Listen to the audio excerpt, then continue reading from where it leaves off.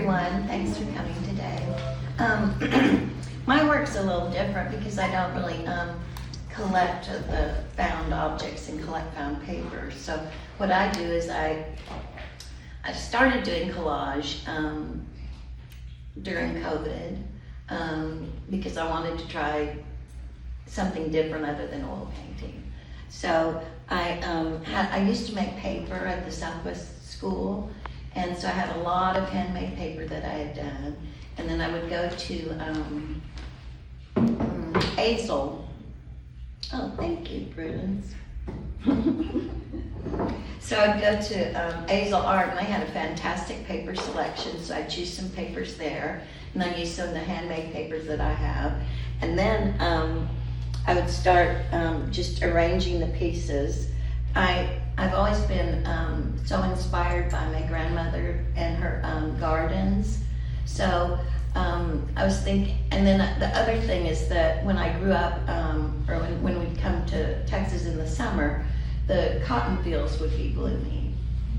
And so when you're driving down the country roads and you see those rows of cotton, white cotton, and how it like spans out and makes kind of an interesting pattern in the landscape. So that's always been really impactful on my design sensibility. So between my grandmother's flowers and all of her trees and the vegetables and the cotton farm and she had an apricot tree and all these things that she would show me, and when we would go out there, she would show me the different parts of the flowers and tell me all the names of the flowers. And so when we got married a long time ago, and I thought, well, that's what I'm going to have someday, is I'm going to have a garden, and I knew all the things I wanted in my garden.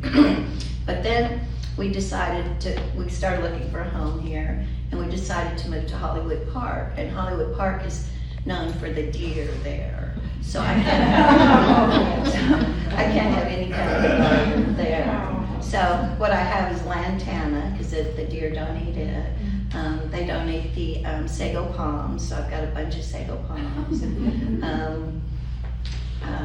They don't eat iris, but I can't grow iris because we just don't have enough moisture here in Texas, in this part of Texas. But so anyway, when I was in college, I took a botany class, and that's when I really got interested in plants and flowers and the kinds of processes that they go through. And as I've been reading more lately, there have been some books out and some research done that plants can actually communicate with each other. Have you all heard about that? Mm-hmm. Well, they say that trees and other plants can connect and respond to one another. So that really got me intrigued in thinking, how can I continue using nature in my work? So nature's been the impetus for my work my whole life. And Steve was talking about, and somebody else said about doing collages in high school and kindergarten, and I mean, I've done collages my whole life and have loved it. And then when I grew up, we grew up in Las Vegas, Nevada, and we lived near our housing development was right near the desert area. So I would go out there and collect things when I was little. I remember collecting bits of glass and wood and shards of different kinds of things that I would find, and making collages from them. But like I said, nowadays I don't really do the collecting and the found objects anymore because I've got so much stuff in my studio anyway. And with the paintings and the watercolors and then the collages now. So, and as everybody has said, Prudence has been so wonderful. She changed my life the day I came in here. I accidentally came in here, and we laugh about it. And it was for Mary Jane's opening. Mary James wasn't here, nobody was here. So I said, hi, I'm here for Mary Jane's opening, and looked around, there's nobody here. And so she had a minute, so we started visiting, and she asked to see my work, and then she came over to the studio and started looking at some of the pieces, and has taken me under her wing.